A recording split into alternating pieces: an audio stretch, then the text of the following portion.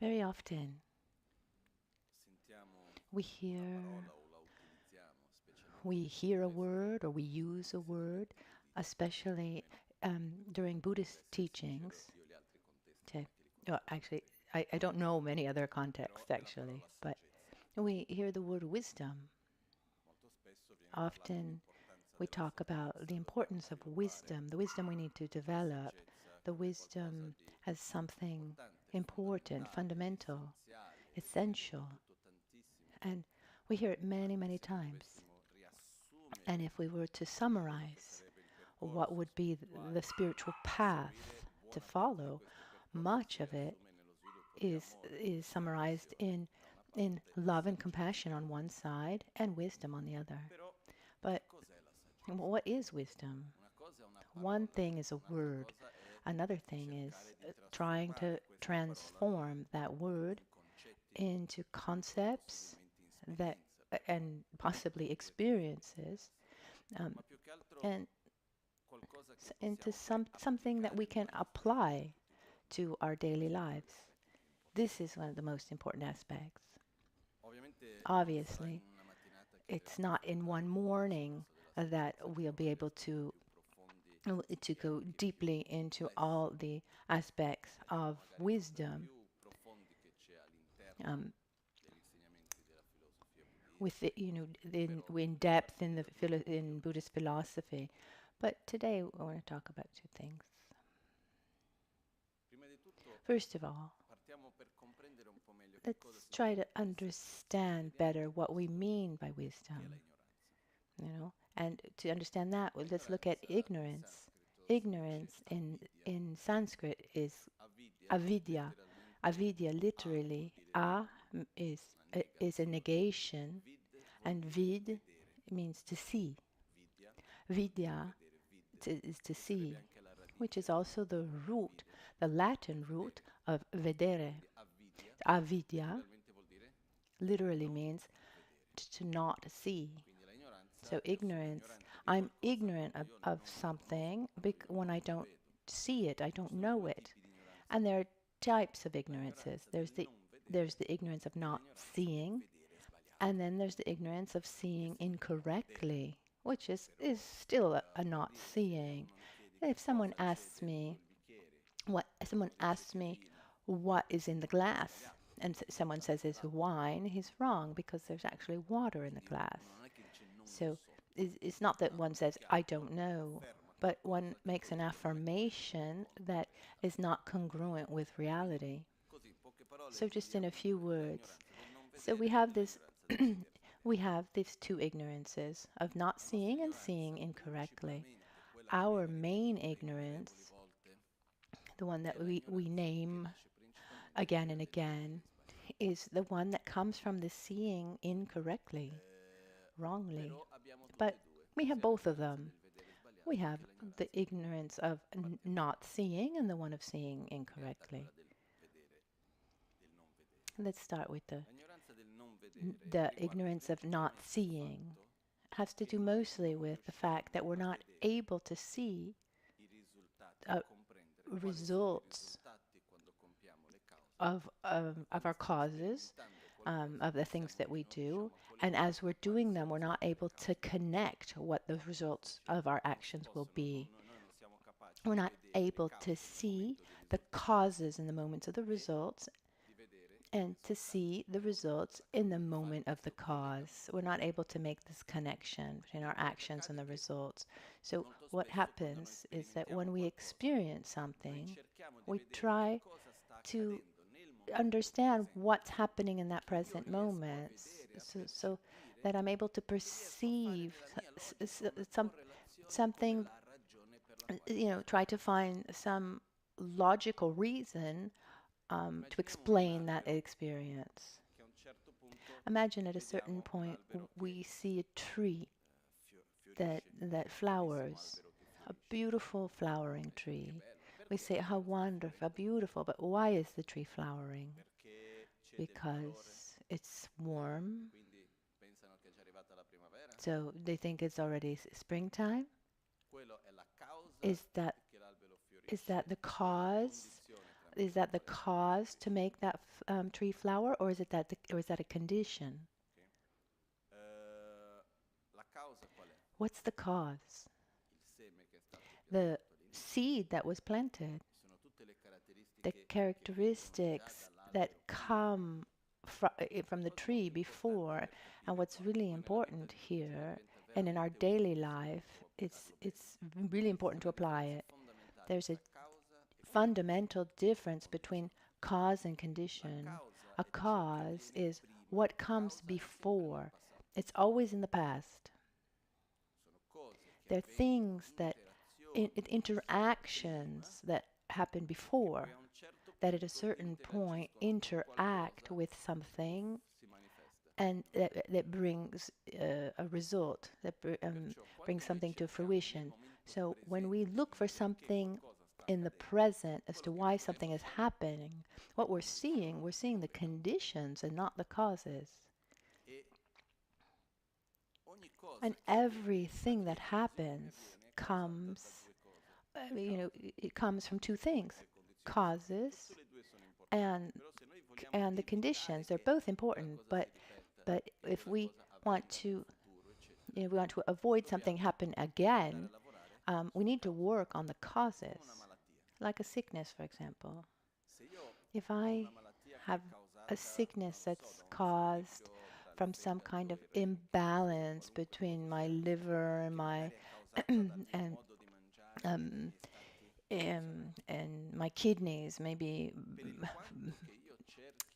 based on bad eating habits. No matter how much I try to be well, if I don't stop eating in that negative way, or if I don't change my lifestyle that generates that sickness, that sickness is just going to come back in one way or another. So the cause is something comes before.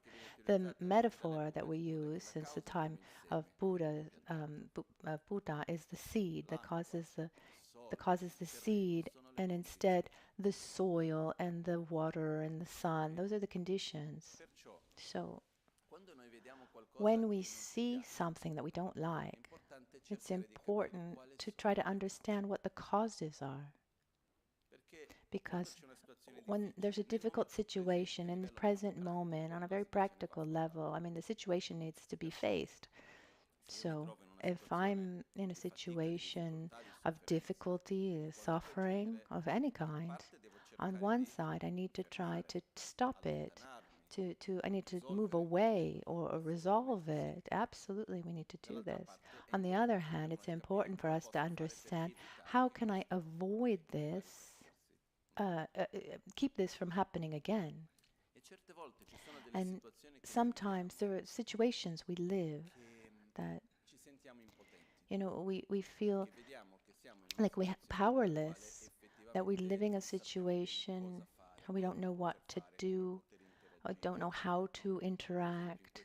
For example, in these days, I mean, there's a war happening.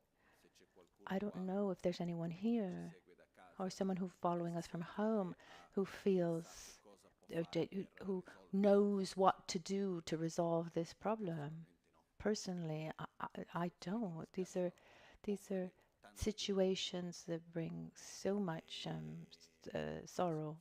Well, what can we do? I think it's very important for us when we see even problems that are the conflicts that are bigger than ourselves to try to see our side. What can we do from our part? It's in the immediate, in my small contribution, what can I do? But also on a larger scale. What are the causes that generate a war? What's the root of a war? We can say, oh, there's economic factors, there, how can I say, the worldview differences. No, I can't think of the word, but anyway, there's the ideologies, etc., etc. Buddha said that all conflicts come from two causes: this attachment to sensations and discernment. Attachment to our feeling and sensations is wealth and power and um, and things. And our attachment to our discernment is the attachment to having to being right. According to me, it's like this.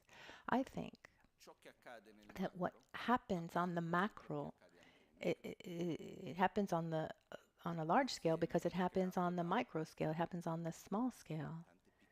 It's the big is made up of many small parts. If we look deeply, conflicts come about not for for conflicts about the territories or politics. The real reason why conflicts come about is this obsession with the self grasping, this inability to see others, the so-called selfishness that then shows up as hate and attachment and dissatisfaction, and also towards power, etc. But mostly it's this attitude of, how can I say, being obsessed by the I and the my. What we've said many times in the teachings. Here we see it. We see it in our own lives, and sometimes it happens. It comes about really more strongly. I mean, the selfishness comes out through the 9 categories, which is a friend, enemy, and the one that we're indifferent to. If you're kind to me, you're my friend. If you hurt me, you're my enemy. If you do neither good or bad to me, I'm indifferent to you. Those are the 3 main categories, and then they become 9, because if you do well by me, you do good by me, you're my friend. If you do badly by me, you're my enemy. But if you're kind to my friend, you're also my friend. If you do bad to my enemy, you're also my friend. You know, if if you do badly to my enemy, if you do bad to me, you're my enemy. If you do badly to my, if you hurt my enemy, then you're my friend. If you do something good to my enemy, then you're my enemy. So these 3 categories become 9 also, and from this we have attraction and aversion and hate, and at the basis we have these 3 that become 9. And Rinpoche very often reminded us. He would often say, in a very simple way, he would say, inner peace is the most solid foundation for peace in the world. A few days ago, someone said, how is it possible that there's a war here? And I answered, in the same way that here in such a beautiful place there's conflict between or among groups of people, or between people. I mean, have you ever fought with anyone? Have you ever generated aversion towards someone because they're a friend of your enemy? So what happens is this attitude of ours that is present in our lives, and it has different levels. It grows, it can show up on many levels, but the more people that gather and that have similar they have this, you see that they have the same friends or they have the same enemies, that generates a strength that can just explode. But what I ask myself is, what can I do? let's bring it back to our own lives. When I see a, a horrible situation that I, would, condemn, I think it's absolutely not good. I try first to ask myself, do I have some kind of behavior that that puts more wood on the fire? Am I participating somehow? Am I reinforcing this, from my side? And I'm not talking about this specific case of the conflict between Russia and Ukraine.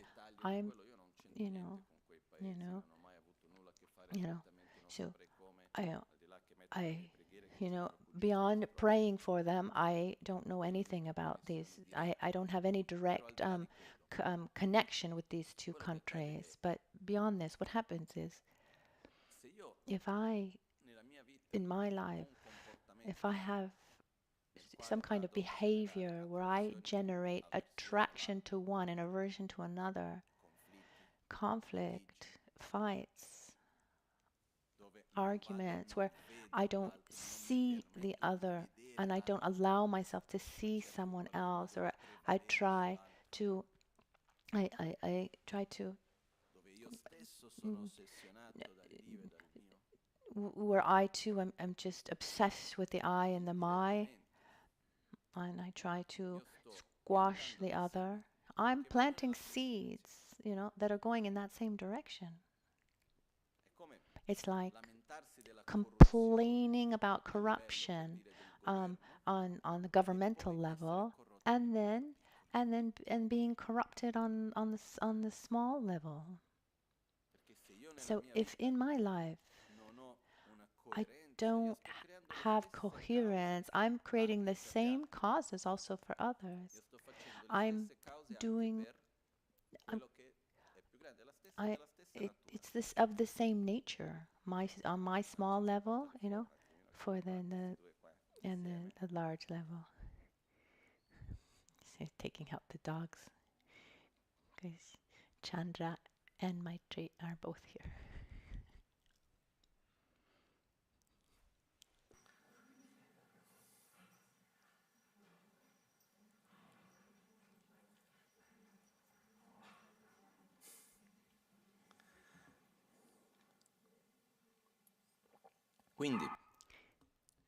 So my point is,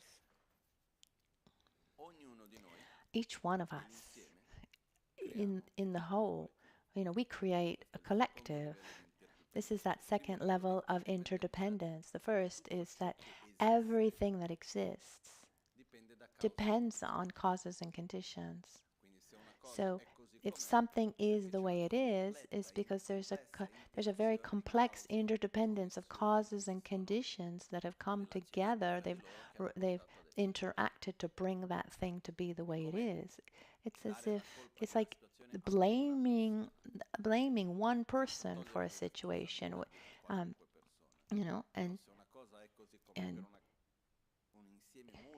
it's a very complex interaction. And that second level of interaction says everything that exists is you can divide it. It's composed of parts. So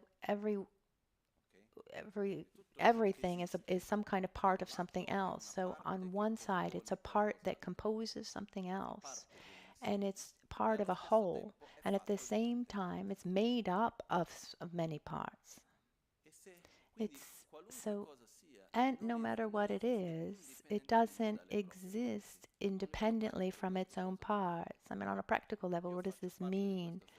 Am I part of this society or not? Yes. Society does not exist without the individual. And by society, I don't mean just, here in Verbania. Let's say I mean our planet, all human beings here.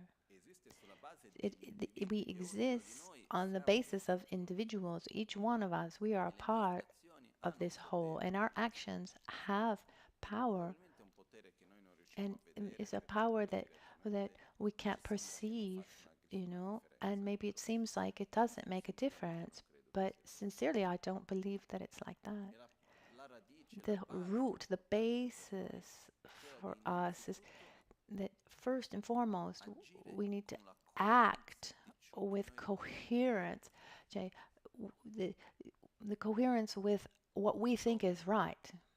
So when you see larger demonstrations of like attachment and aversion and hate and selfishness, um, naturally, not everyone, unfortunately, but it's quite natural for us to condemn this and say, this isn't right.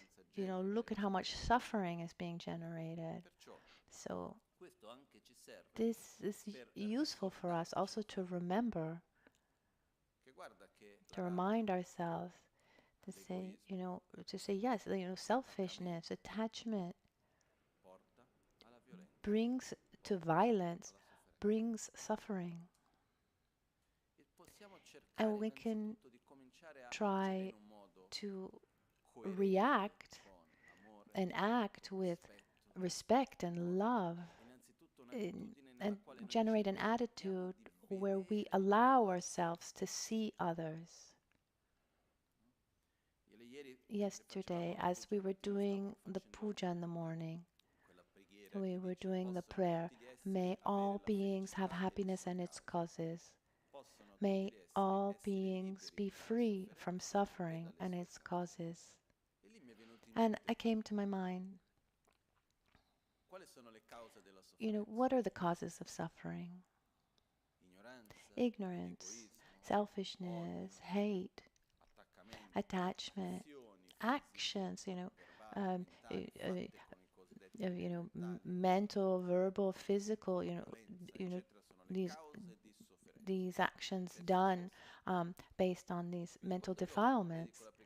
And when I recited that prayer, I thought, may all beings. That means all, each and every one. There's no exclusion. This, it's not, oh, you did this, so you're not part of sentient beings. I have a friend who would joke around. He would say, "May all beings have happiness, and may all beings have happiness as causes. May all beings have happiness and its causes." And he would say, "Oh, but let's remember that my boss isn't a sentient being." He joked around. No, when we say "may all beings," we mean each and every one, without excluding anyone. But in this case, what happens is when we talk about being free from suffering and its causes, because the main difference, the one who's living a, a moment of mental or physical suffering, they're living the result, and the one who's generating that suffering, it's the same cycle, but at the moment of the cause and not the result. And so when we see violence and aggression, and the ones who are doing and who are being violent, the one who is being acted on upon, like with violence, they are in the moment of the result. The one doing the violence, they're the moment of the cause. So Buddha said we should look with compassion to both. To see you compassionately doesn't mean that I'm agreeing with your choices or your actions. It means allowing myself to see you, allowing myself to say your happiness is important, and I want you to be happy. I don't want you to suffer. But to be able to do it, one should do it indiscriminately. This doesn't mean that one, favors one action of violence, or absolutely not.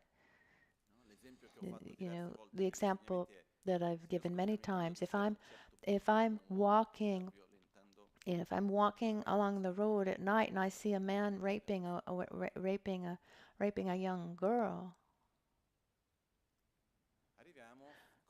what do we do? Do we say, "Oh, okay, okay, well, this poor person is living the moment, is living his own karma, and the moment of the result, oh, and poor guy too, he's creating causes for his future suffering." No, if I see someone who's generating suffering towards someone, I'm going to try to stop it.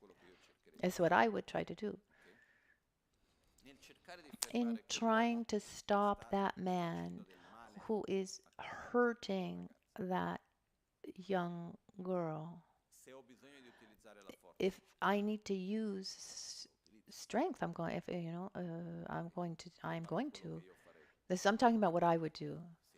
If I get there and I see a violent situation like this, and to stop that situation, I need to put myself in the middle and use force. I would.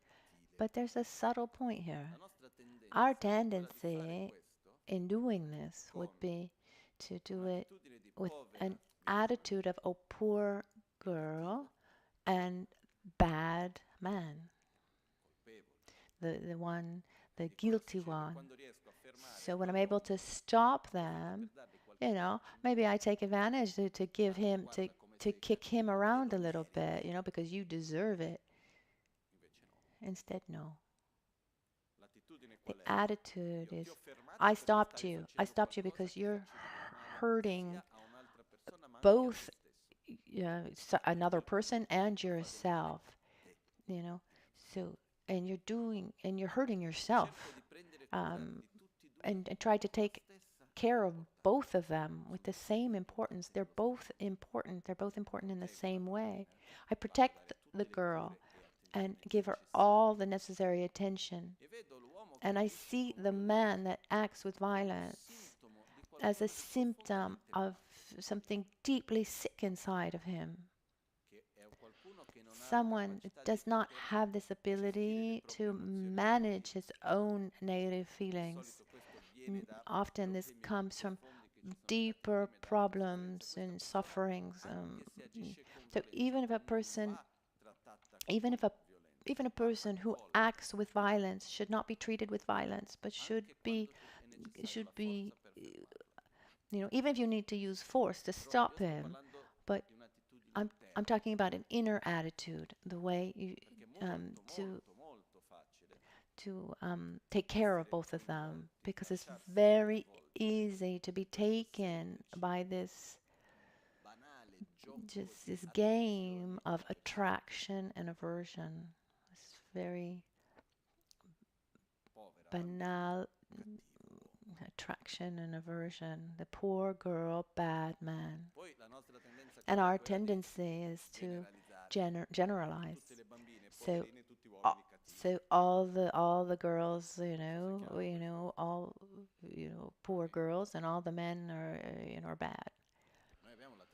And this we have this tendency to see one and generalize and then apply it to all. There are there are monastic vows at from the time of Buddha that that came from this attitude of generalizing. So if a monk, for example, did something, if he did something that was disrespectful to society, so the people would have this tendency. They wouldn't say, "Oh, look at that person." They would say, "Oh, look at how these monks act." So, here in Albagnano, you know, here in Albagnano, anything you do outside of our community, how is it seen? It's like, those of Albagnano do like this. It's a natural tendency. And so every 15 days, Buddha met everyone in the community, and they would talk about what happened. Oh, this person, this happened, and okay. Then Buddha would say, okay, so given that this happened, let's create a new rule. And they started with 5, and they ended up with 255. For example, one rule, it says that a monk shouldn't urinate standing up, because in India, And today still, you know, men to urinate, they should squat, and it's a really bad manners to stand up and pee. So, a man should squat so to not show his intimate parts. And instead, a monk did it standing up, and so the word got around. Oh, look at the monks that urinate standing up. Then of course, if someone is in the bathroom closed with the door, do as you want. But what happens? We have this tendency to generalize, and we need to be careful to not do it, because there's another aspect here. One of the easiest ways to manipulate people is through attraction and aversion.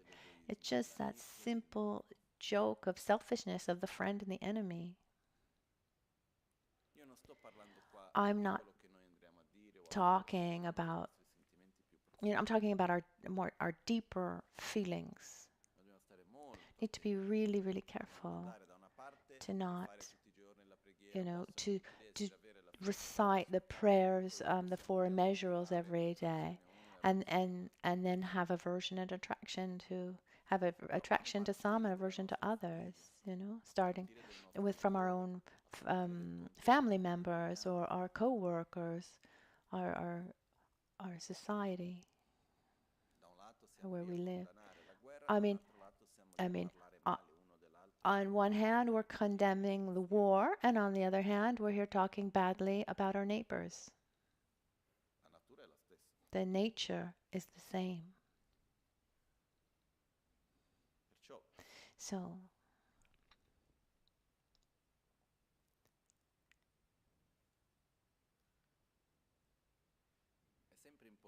it's always important that, when we see situations that are happening outside, to look at ourselves and ask ourselves, what can I do? And something that we can do, and we have the tools to do it, is to act in a coherent way, congruent with what we think is right. It's not easy. Someone would say, "Oh, well, that's just human nature." It's the, so the so, but this nature is based strongly on selfishness, but there is also love and there's also altruism, and we're free to choose.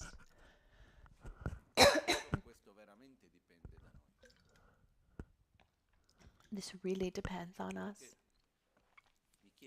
So I ask myself, let's try not to be, let's not leave bodhicitta in a text somewhere. Bodhicitta is the mind of enlightenment, this feeling of love and respect and gratitude towards others. But it's a love that needs to be, in reality, it needs to be unconditional. What does unconditional love mean? I love you because you exist. I don't want you to suffer, because suffering, independently of, who is suffering, should be eliminated. It's not because you're the friend of my enemy or because you're harming me.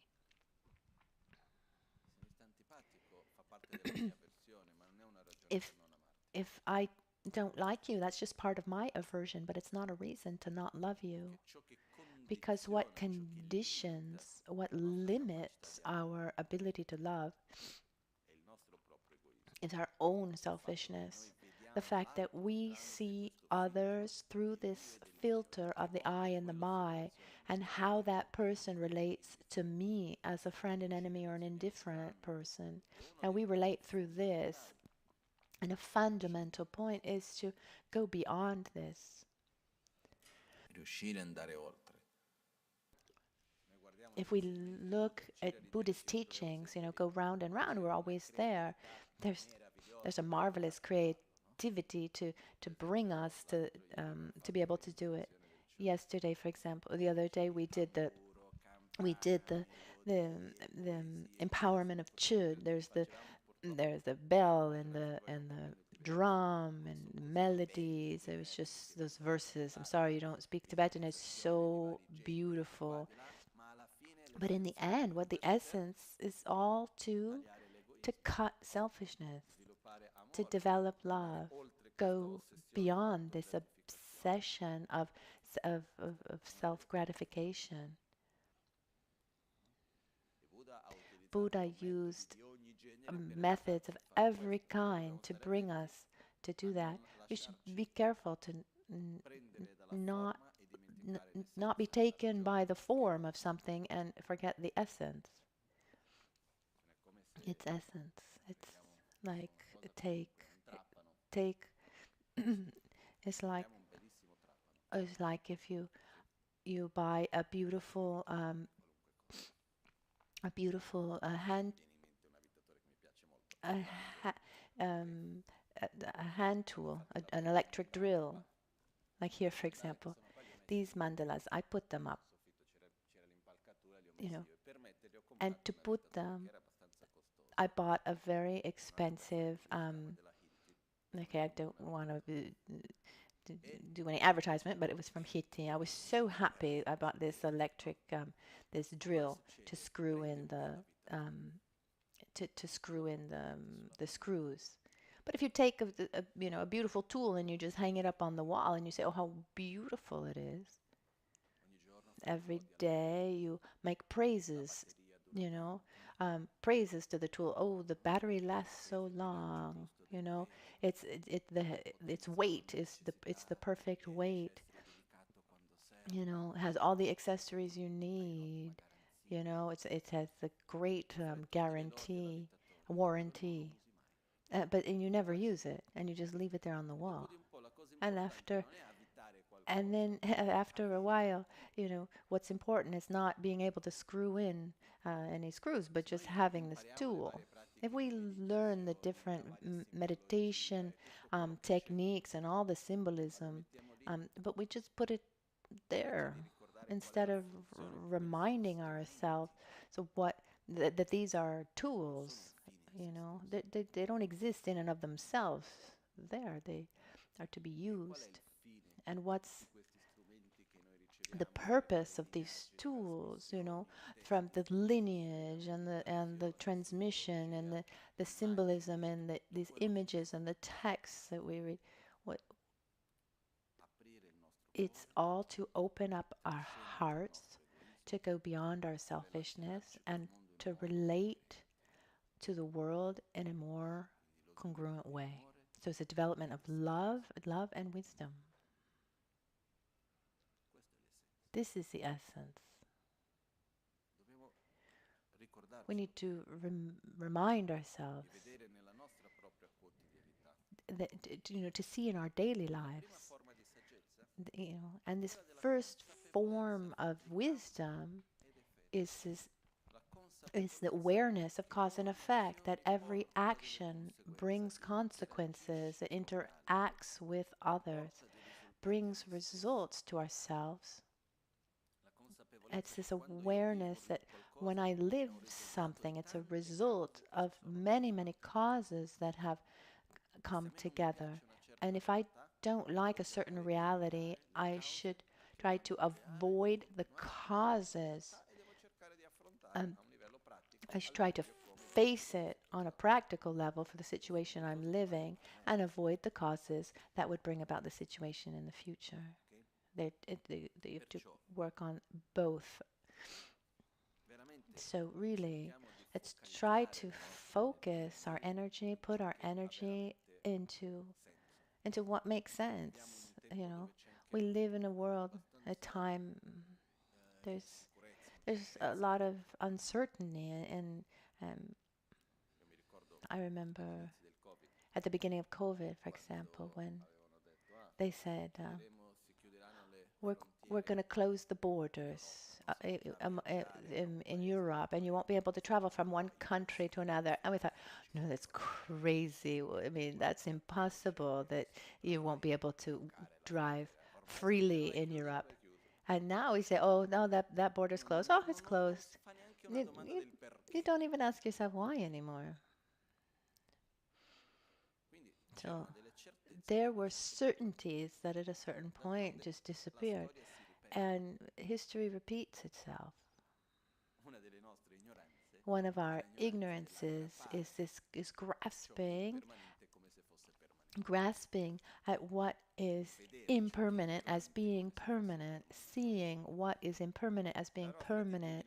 Our attitude is when there's something beautiful, we expect it to last forever, and when there's something negative, we have this fear that it's going to be forever, but some people sometimes people say, oh, I can't spend my whole life like this. And I always thought to myself, well, don't worry. Eh, Don't worry. Your whole life you're not going to spend like this. It's going to get better or it's going to get worse. Because as it is, it's not going to stay. Things don't stay the same. And at the same time, when there's something beautiful, we want it to be like that forever. It's a total illusion. What we need to do is to enjoy as much as we can, the positive situations, and then be happy that we had, that we were able to have that. I love this water. I'm going to enjoy this water, and when there's no more water, I rejoice for having had water. What makes me suffer when the water, there's no more water, is it's not that there's no more water, but because I had a strong attachment to the water that I had. So I don't accept that its impermanent nature. So we have this tendency to want beautiful things to last forever, but everything that begins sooner or later it ends. Everything that begins sooner or later ends. I remember years ago I went to see an important master, Kyabche Lati Rinpoche, who was an important master of also Chitra Rinpoche, Lama Kanchen's master. And in the monastery at the time, there was a very difficult situation with a lot of conflict and suffering. I wasn't there to talk about this. I went to say hello, to ask for his blessings, etc. And at a certain point, he said to me, it was what a bad situation this is. And I was a little bit, it was something that was there, but we didn't talk about it so openly. And he said, you know what the good news is? Because it's also it's impermanent. Even bad things are impermanent, and sooner or later they will end. And it seemed like it was going to last forever, but at a certain point, it's changed. Let's say that conflict is now pacified. So what happens is everything that begins sooner or later ends. Everything that is accumulated then separates. Everything that gathers separates. So we live in this cyclic reality. We have certain certainties that then disintegrate. I remember people that in their lifetime they saw their certainties just at a certain point just disappear. And our attitude is quite different. I remember Lama Michel Rinpoche and others too, who lived moments in Tibet, time in Tibet, where their certainties totally vanished. I mean, what seemed absolutely obvious, just disappear. I mean, what they praised, it was absolutely condemned. For example, during the Cultural Revolution, to make prayers was um, they they were punished for making prayers. It was absolutely crazy. But those those who lived the situation, you know, had inside this idea that we're sure of nothing, anything can happen. But we should remember that everything that does happen, everything that begins, it ends at some point, but we continue. We go on. It's like looking at our lives. I mean, how many situations have we lived up till now? Many, many. When I think about myself, I imagine that I lived more or less, I could say, 5 lives within this lifetime. I think each one of you, if you want to follow this metaphor of lives within the lives, it's more than this one, but we're always ourselves. I mean, we're transformed. I mean, are we the same person that we were 20 years ago, or have we changed? You don't need to, even just a year ago or a week ago. But what happens? I mean, we are constantly transforming. We live these various situations, but we keep going. And so so it's not about, how to resolve problems and this, but no, how to maintain this attitude of gratitude and love and respect, and how to maintain this level of coherence with what we feel, regardless of the situation that we meet, how we can grow as people independently of the situations. We have no power over, we have a very, very small power over what happens around us. And I don't mean to alarm you, but, but we have tremendous control, and we should put our energy into how we live situations, because a situation of conflict sooner or later ends, and I don't want to go into, I don't want to get into details or generate aversion to, aversion and attraction. But what I see, and something that makes me very happy, I see that on my side, in my small side, I'm able to keep my position without getting into that game of aversion and attraction. And sooner or later, that big storm is going to end, but we continue, you know, and who knows where you'll be, because that the conflict is going to end sooner or later. Even the pleasurable moment ends. Everything is impermanent, and we shouldn't be attached to that moment of calm and have aversion towards the moment of conflict. We should be attached to knowing how to live situations well, and learning how to grow. You know, so today we're with one person, tomorrow we'll be someone else. You know, you know. So we're healthy, and then we're not healthy, and then we're healthy again. You know, so then I'm working, and then I don't, and I've lost my job. I mean, the situations are constantly changing. But we, yeah, the point is, how are we transforming in the face of all of this? How are we living in the face of all this? I think I've been quite clear.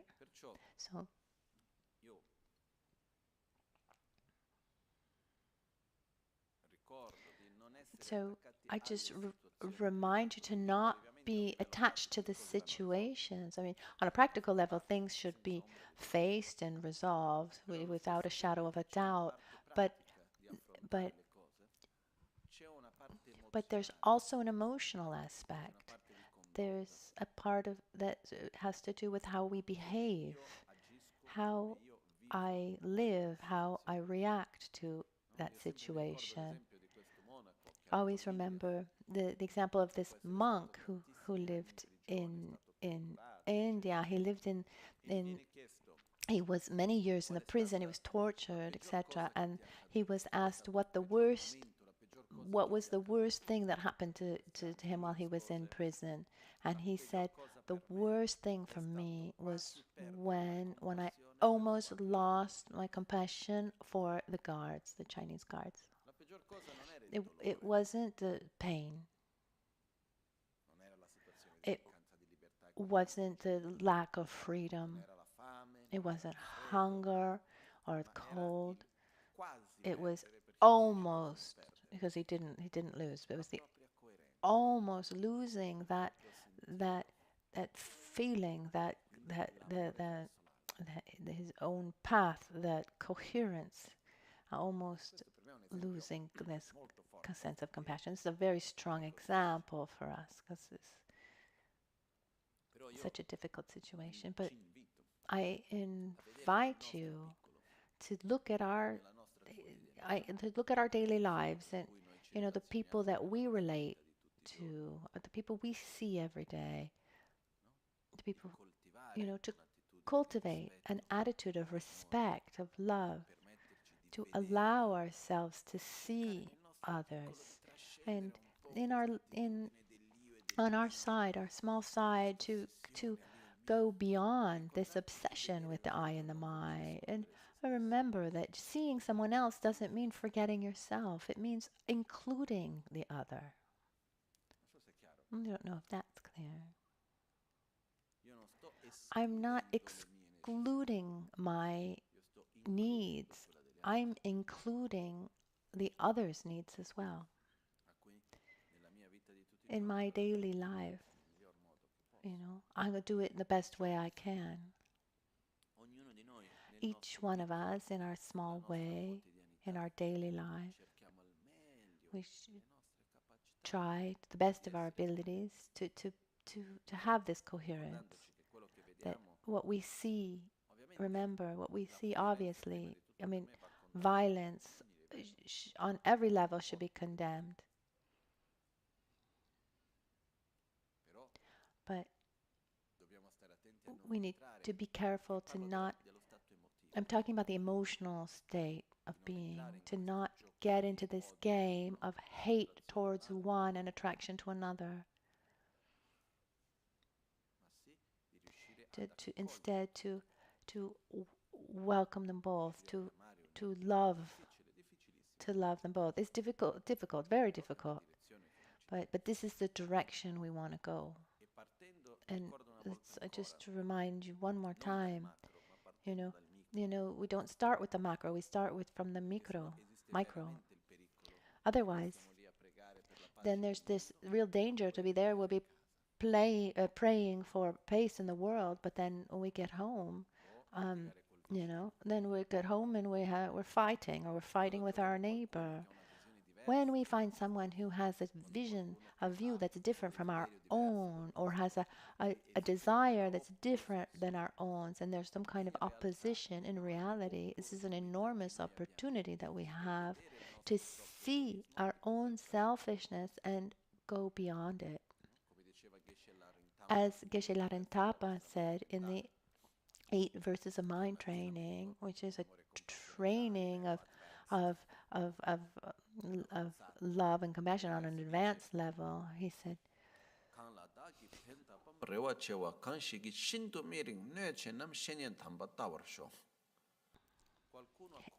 anyone, if there's someone that I benefited, but who harmed me in return, someone that I trusted and instead hurted me, who in return treated me with violence and aggression in a very incorrect way, may I see this person as a hallowed teacher.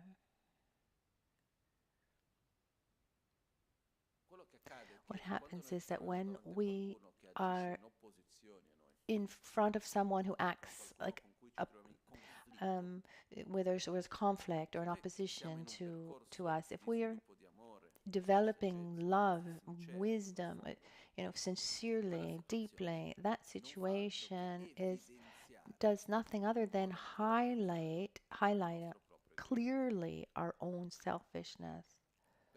So it's an opportunity that we have to allow ourselves to go beyond the selfishness, which doesn't mean abandoning our own needs.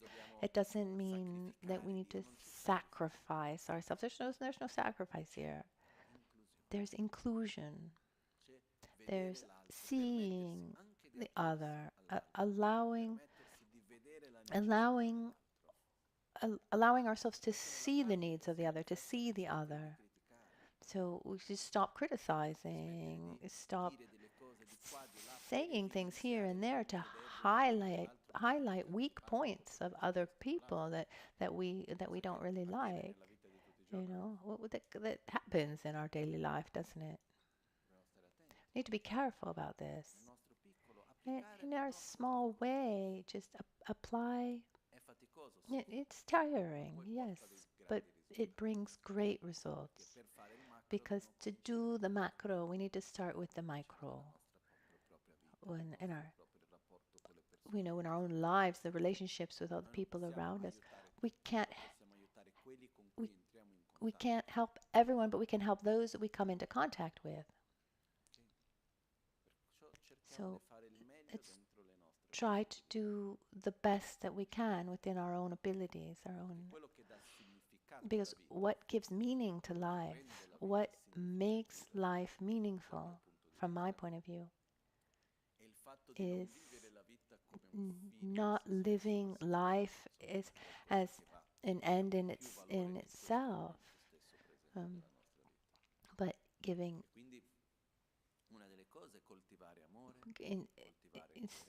Instead, we can grow as people, increase our love, our wisdom, and these situations are there, and sooner or later they're going to end.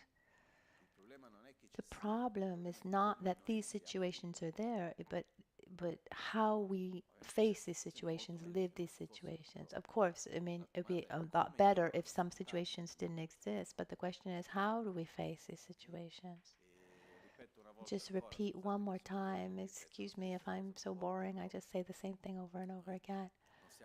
We're not here to learn things. We're here to remember the things that we already know, but that we forget.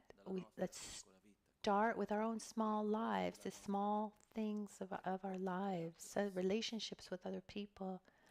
And when there's a clear manifestation of a negative result of selfishness, this conflict and anger, may it be a mirror, to show us that we should not act in that same way, because afterwards that brings suffering to us and others. And in this way, we're not going to be planting more seeds of conflict and suffering. Let's work on the causes. These causes, we work on our own causes. We can't do much for the others' action. This is what I wanted to share mostly today.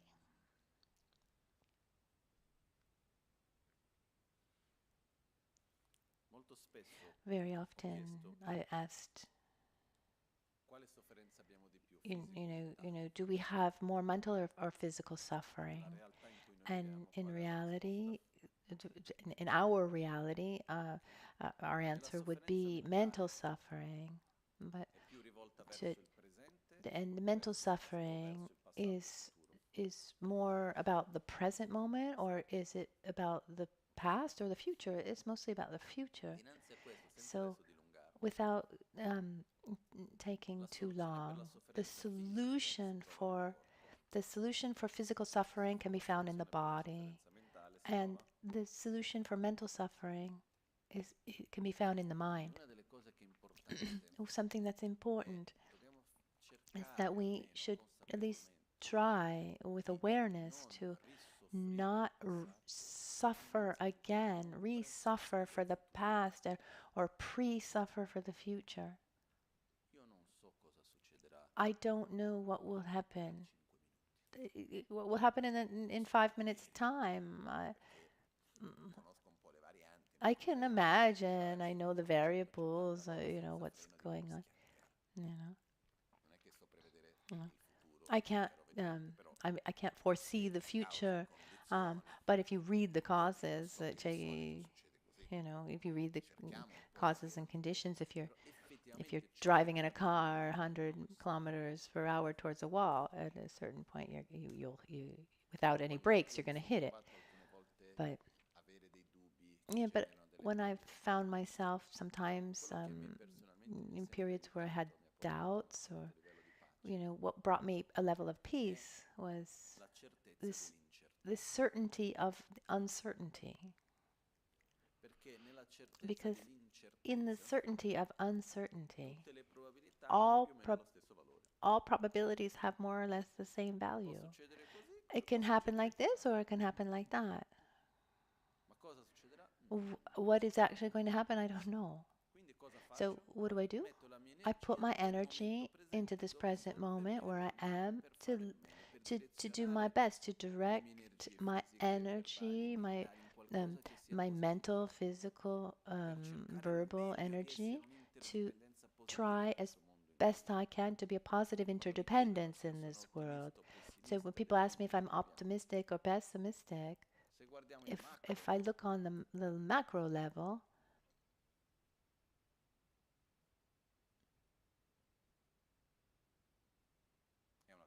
that's one thing. Difficult to be optimistic. But instead, when I look on a micro level and I see each person, every being, I've never found anyone that didn't have the potential to develop love, to grow, to become a better person. So in the end, I am optimistic because the macro is made up of micro elements, and we need to do our own, we do our part. Do the situations pass, but we interact, and and and we shouldn't stay there thinking, oh, maybe it's going to happen like this, or maybe it's going to happen like that. We should act in this present moment so that the future goes in the best direction possible. In our relations, um, you know, for economic aspects or in society. I mean, we don't have total control, but we do our best to be a positive interdependence in all of these aspects. If we can be a positive interdependence, to the whole, that's already a lot. That's already so much. We're going to stop here. Let's make our dedications.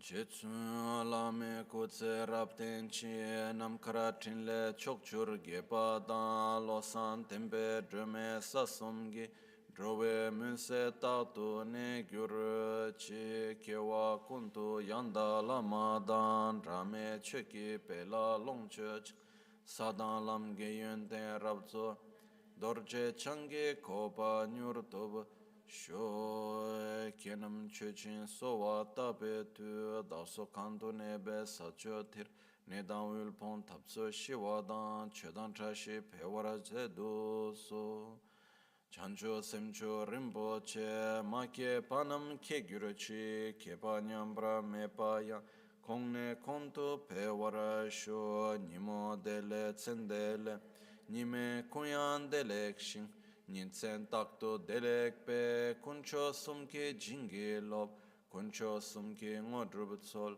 kuncho sumke trashisho. At dawn or at dusk, at night or midday, may the three jewels grant us their blessings. May they help us to obtain all realizations and sprinkle the path of our lives with various signs of auspiciousness. Trashidele, have a nice day.